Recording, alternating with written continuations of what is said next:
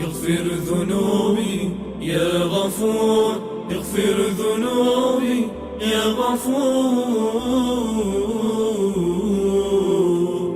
اغفر ذنوبي يا غفور. از شوق و ذوق آیه ها دیشب نشستم گوشه ای، اشکم چکید بر گونه ام، یا رب ندارم توشه ای. با گریه های نیمه شب، با کوله باری از گناه، آمد به سویت بنده ات با ذکر و یاد و اشک و آه. اغفر ذنوبي يا غفور، اغفر ذنوبي يا غفور، اغفر ذنوبي يا غفور،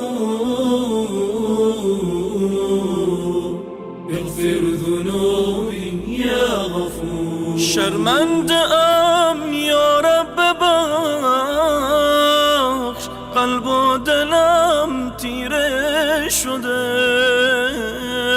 بر باب رحمت ای خدا چشمان من خیره شده. در دام شیطان و هواس افتادم و غافل شدم، در اوج عصیان و گناه از یاد تو غافل شدم. اغفر ذنوبي يا غفور، اغفر ذنوبي يا غفور، اغفر ذنوبي يا غفور،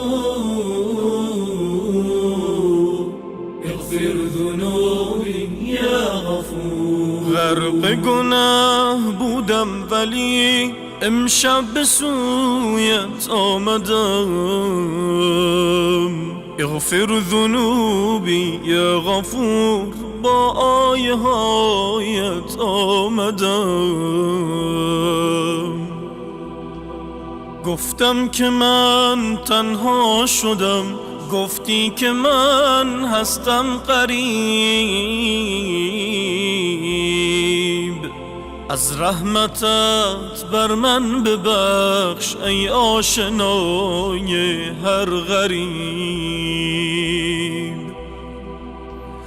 گفتم که من تنها شدم، گفتی که من هستم غریب.